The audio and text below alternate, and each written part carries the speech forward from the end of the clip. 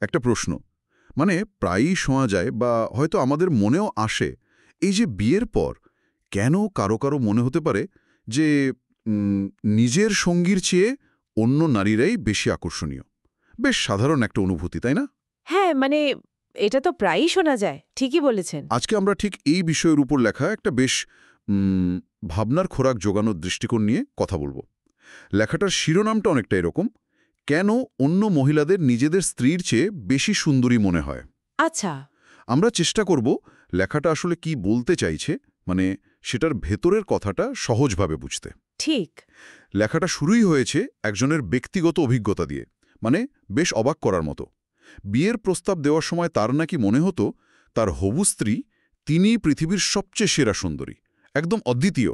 হ্যাঁ, এরকম তো মনে হওয়াই স্বাভাবিক শুরুতে। কিন্তু বিয়ে হলো, তারপর সময় গড়ালো, আর তার এই ধারণাটা মানে কেমন যেন পাল্টে যেতে থাকলো। পাল্টে যেতে থাকলো? কিভাবে? হ্যাঁ, আর এই বদলটা বেশ মানে নাটকীয়। লেখাটাতে যেভাবে বলা আছে, প্রথমে তার মনে হলো, আরে স্ত্রীর মতো বা তার চেয়েও সুন্দরী তো আরও অনেকেই আছে। ও আচ্ছা। আর বিয়ের কয়েক বছর পর অবস্থাটা এমন দাঁড়ালো যে তার নাকি প্রায় সকল নারীকে নিজের স্ত্রীর চেয়ে বেশি আকর্ষণীয় মনে হতে শুরু করল। ব্যাপারটা কিন্তু বেশ মানে ভাবার মতো। হ্যাঁ, আসলেই ভাবার মতো। আর এই সমস্যা নিয়েই তিনি যখন একজন জ্ঞানী মানুষের কাছে গেলেন, সেই জ্ঞানীর উত্তরটা ছিল আরও চমকে দেওয়ার মতো। তাই নাকি? কি বলেছিলেন তিনি? তিনি বললেন, মানে সোচিয়ে ভাবুন, যদি এই লোকটি পৃথিবীর সমস্ত নারীকেই বিয়ে করে ফেলত, তাহলেও নাকি তার অতৃপ্তি ঘুচত না। একসময় নাকি রাস্তার কুকুরগুলোকেও তার বেশি আকর্ষণীয় মনে হতো। বলেন কি? এতটা কঠিন কথা? কথাটা শুনতে খুব কঠিন লাগছে ঠিক, কিন্তু জ্ঞানীর যুক্তির মূল জায়গাটা ছিল অন্যখানে। তিনি আসলে বোঝাতে চাইলেন সমস্যাটা স্ত্রীর সৌন্দর্যে নয়। বিলকুল না। তাহলে সমস্যাটা কোথায়? সমস্যাটা হলো ওই ব্যক্তির নিজের ভেতরে। মানে তার নিজের মনেই আসল গোলমালটা। নিজের মনে, মানে ঠিক কী ধরনের গোলমালের কথা বলা হচ্ছে লেখাটাতে, বুঝিয়ে বলবেন একটু? হ্যাঁ, অবশ্যই।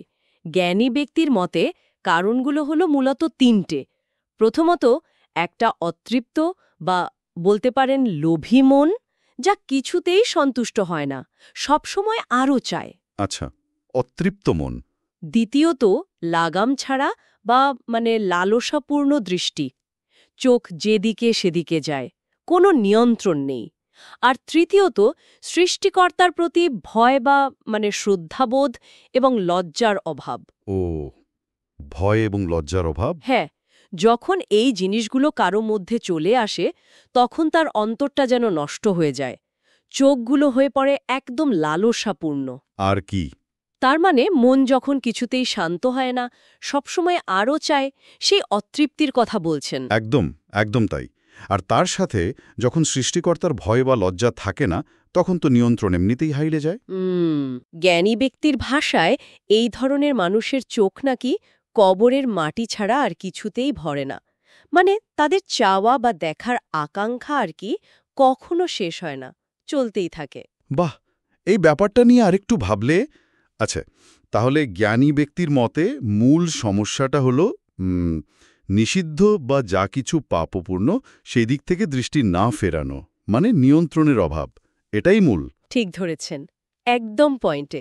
জ্ঞানী ব্যক্তি বলছেন আসল সমস্যাটা হল পাপ এবং অপবিত্র বস্তুর দিকে দৃষ্টিপাত করা থেকে বিরত না থাকা, মানে দৃষ্টিকে সংযত না করা। হুম। আর সমাধান হিসেবেও তিনি খুব স্পষ্ট করে দুটো পথের কথা বলেছেন, খুব সরল কিন্তু গভীর। সমাধানটা কি ছিল, মানে এই অবস্থা থেকে বেরোবার উপায় কি? উপায়টা খুবই মানে সিম্পল শোনাতে পারে। জ্ঞানী ব্যক্তি লোকটিকে পরামর্শ দেন সৃষ্টিকর্তাকে ভয় করতে বা সমীহ করতে, আর নিজের দৃষ্টি ও ইচ্ছাকে নিয়ন্ত্রণে রাখতে। সৃষ্টিকর্তার ভয় আর নিজের দৃষ্টি নিয়ন্ত্রণ। হ্যাঁ, তার কথাটা ছিল অনেকটা এরকম, সৃষ্টিকর্তাকে ভয় করতে থাকো আর নিজের চোখকে সামলে রাখো, দেখবে সমস্যার সমাধান হয়ে গেছে। বাহ। এই দৃষ্টিকোণ অনুযায়ী বাইরের এই যে আকর্ষণ, এটা আসলে আমাদের ভেতরের অবস্থারই একটা আয়নার মতো প্রতিফলন। ভেতরে শৃঙ্খলা আনতে পারলে বাইরের এই সমস্যা মিটে যাবে, এমনটাই বলা হচ্ছে। তার মানে বাইরের পৃথিবীর প্রতি আমাদের ধারণা বা আকর্ষণ, যাই বলি না কেন, সেটা আসলে আমাদের ভেতরের অবস্থার উপরই নির্ভর করে। জিনিসটা আসলে বাইরের না, ভেতরের। লেখাটার মূল বার্তা কিন্তু এটাই। মানে সৌন্দর্যের ধারণাটা এখানে কোনো ধ্রুব বা বস্তুনিষ্ঠ বিষয় হিসেবে দেখা হচ্ছে না, বরং এটা ব্যক্তির ভেতরের অবস্থা, যেমন তার লোভ, তার বাসনা, তার আধ্যাত্মিক বা নৈতিক অবস্থা এইসবের দ্বারা প্রভাবিত হয়। আচ্ছা, মূল সমস্যাটা বাইরের দুনিয়ায় নয়, বরং ভেতরের অতৃপ্তি আর নিয়ন্ত্রণের অভাব, এটাই হলো আসল কথা। তাহলে এর মানে কি দাঁড়ায়? মানে এই আলোচনা থেকে একটা বড় প্রশ্ন কিন্তু মাথায় ঘুরছে। বলুন তো। এই যে নীতিটা যে ভেতরের তৃপ্তি বা শৃঙ্খলা বাইরের জিনিসের প্রতি আমাদের উপলব্ধিকে প্রভাবিত করে, এটা কি জীবনের অন্যান্য ক্ষেত্রেও একইভাবে কাজ করতে পারে? ধরুন সাফল্য বা সুখের ধারণার ক্ষেত্রে? ইন্টারেস্টিং প্রশ্ন। হয়তো আমাদের অন্য চাওয়া পাওয়া বা কোনো কিছুকে মূল্যবান মনে করাটাও একইভাবে আমাদের ভেতরের অবস্থা দ্বারাই নিয়ন্ত্রিত হয়। এটা নিয়ে কিন্তু ভাবনার অবকাশ রইল, তাই না? অবশ্যই, এটা একটা গভীর প্রশ্ন, ভাবা যেতেই পারে।